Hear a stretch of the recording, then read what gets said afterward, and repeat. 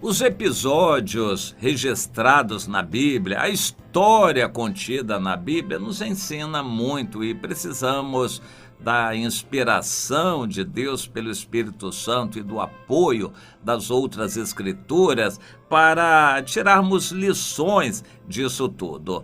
Quando Abraão fez isto ou aquilo, que lições nós podemos tirar? É para nós fazermos exatamente como ele ou nos apropriarmos de alguns princípios que nortearam as decisões do Abraão? Às vezes não é para nós fazermos como ele fez. Exemplo para nós é Jesus, e não Pedro, Tiago, Paulo e Malaquias, ou Ezequias, ou Davi. Em cada um deles nós temos lições que nos trazem princípios bíblicos que devem ser apoiados pelo restante das Escrituras para nos ajudar a nortear a vida. Um personagem bíblico que traz muito o que pensar e às vezes alguma conotação ruim é Davi, porque Davi é um dos personagens mais descritos na Bíblia, com mais detalhes, mais completamente retratado, tem mais capítulos na Bíblia a respeito de Davi do que a maioria dos demais. Davi é para nós um modelo, mas em algumas áreas ele era muito falho em muitas coisas e nós precisamos saber disto. E o capítulo que eu quero colocar em tela agora para você é o 1 Samuel 29, quando Davi, movido pelas circunstâncias, perseguido pelo rei Saul, por todas as autoridades constituídas do seu país, ele estava sendo caçado como um bandido, como um terrorista, era considerado o inimigo número 1 do país. O rei, que era quem mandava, perseguia Davi de uma forma tenaz. Ele queria porque queria matar a Davi e deu ordem a todos os seus oficiais, soldados e todos que obedeciam a ele para que caçassem a Davi e o matassem. O povo já sabia disto. Havia um senão nisso daí, que era o fato de Davi ser querido. Muita gente não concordava com essa determinação do rei. Era rei, tinha que ser obedecido.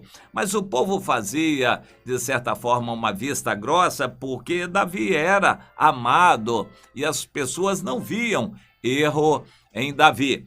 Naquela situação muito difícil, quando Davi já tinha seguidores, ele passou para o lado dos inimigos. Ele foi procurar os filisteus. Anteriormente ele já tinha procurado e se deu mal, digamos assim. Ele não foi bem sucedido, porque foi denunciado e quase morreu. Ele escapou mediante uma estratégia perigosa. Ele se fez de maluco. E por um ato de Deus, ele não foi morto naquela ocasião e até pôde compor um salmo. Mas mais tarde ele se ofereceu, provavelmente ele foi mais cauteloso dessa vez. Ao invés de ele ir pessoalmente, ele deve ter mandado mensageiros ao rei Aquis de Gate para perguntar se ele aceitava Davi com 600 homens lutar no seu exército. Bem, claro que o rei Aquis, ele não era chamado de rei, embora fosse um dos principais que governavam a Filístia. Eles tinham 5 príncipes e o Aquis talvez fosse até o mais importante deles, mas não tinha o título de rei. Ele ficou desconfiado e depois quis saber por quê. Davi, claro, deve ter dito a verdade: eu estou sendo caçado no meu país, fugindo da perseguição do meu rei, então eu preciso de um lugar para me abrigar. Já que vocês são um outro país, se vocês me quiserem receber. O Aquis entendeu a situação e disse: oba, agora vai ser bom para mim, porque ele, perseguido, deve estar enraivecido e odiando o rei e vai ser meu aliado. Como eu quero o mal desse rei de Israel, eu quero até matá-lo, o Davi vai ser meu aliado. E então gostou muito. Testou Davi. Por cerca de quase 1 ano e meio, Davi esteve entre os filisteus. E a sua conduta foi muito interessante. Ele se mostrou totalmente submisso ao Aquis, rei de Gade. Ele se mostrou submisso. Mas a submissão precisa ser entendida, não significa uma obediência cega. Davi não obedecia cegamente ao Aquis. Davi entabulou um acordo, uma aliança com o Aquis, na qual ele teria liberdade de ação, mas ele estaria submisso e entregaria o resultado do seu trabalho para o Aquis, rei de Gate, um rei filisteu. E o Aquis gostou. Durante quase 1 ano e meio, ele recebeu muito de Davi, porque Davi atacava povos da redondeza, tomava despojo, por exemplo, objetos de ouro, objetos de arte, de couro, e animais e riquezas várias, prata e outros metais valiosos, e entregava tudo isso ao Aquis, rei de Gate. É evidente que ele ficava muito satisfeito e ficou. Não viu nenhum desdouro em Davi. Davi, no mais, era submisso e obediente a ele, e ele gostava muito.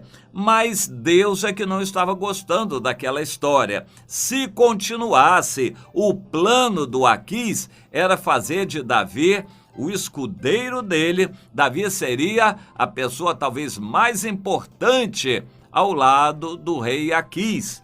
Mas não era projeto de Deus, porque o povo escolhido por Deus não era o filisteu, era Israel. E Deus queria abençoar Israel. Inclusive, tinha prometido que Davi viria a ser rei desse povo de Israel.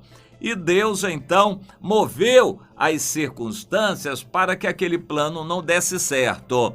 E logo, logo, o Aquis se sentiu animado e fortalecido com o apoio de Davi e, junto com os outros príncipes filisteus, organizou uma guerra contra Saul, que já se achava enfraquecido. Nas outras vezes em que Saul estava enfraquecido e tinha um exército pequeno, Deus fez algum milagre acontecer para que Israel vencesse. Dessa vez, porém, Saul estava mal com Deus, longe de Deus, consultando uma feiticeira. Davi já não estava com ele. O moral da tropa de Saul estava muito baixo. Saul estava muito mal realmente. E assim, os filisteus acharam que seria uma vitória fácil, como de fato o foi, e Saul foi vencido naquela batalha. O Aquis queria levar o Davi, evidentemente. Vai lutar conosco, ao nosso lado, a nosso favor. Mas Davi disse: está bem, eu estou submisso, se esta é a ordem, eu vou obedecer. Mas é evidente que Davi entregou isto ao Senhor, porque não era o que ele queria e não era o que Deus queria. E Deus fez muita coisa acontecer. E Deus fez tanta coisa acontecer que a obra foi completa. Eu gosto quando alguém diz que Deus não faz nada pela metade. A obra do Senhor é completa. Deus indispôs Davi com os outros filisteus que mandaram Davi voltar. Davi voltou, foi providencial, porque Deus tinha permitido que um bando de amalequitas tivesse destruído a cidade de Davi, porque Deus não queria que Davi continuasse mais naquela cidade de Ziclag.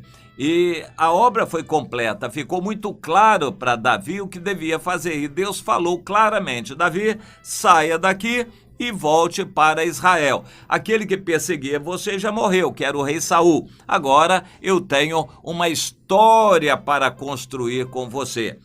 Deus faz isso também, meu irmão. Quando você perdeu o emprego, quando você perdeu a casa, quando você perdeu o caminhão, aquela empresa que você tinha, quando você teve que fechar a loja, minha irmã, quando você perdeu a saúde, seu marido foi embora, quando aquela desventura se abateu sobre você, Deus tinha planos para a sua vida e ainda tem.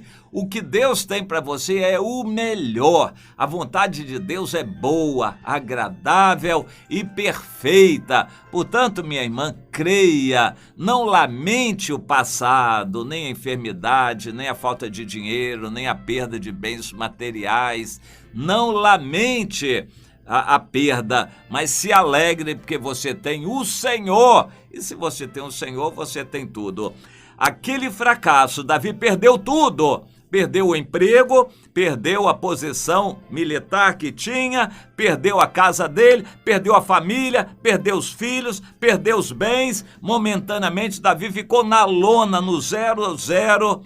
Mas Deus tinha planos para ele. Daqui a pouco ele foi guindado a uma posição de rei. Deus quer fazer isso conosco. Portanto, minha irmã, meu irmão, não lamente o passado até agora, mas entenda, daqui para frente, Deus tem planos maravilhosos para a sua vida. Você tem que crer nisso e a partir daí dizer: Senhor, eis-me aqui. Você está dizendo isso para Deus? Está pronto? Então diga agora.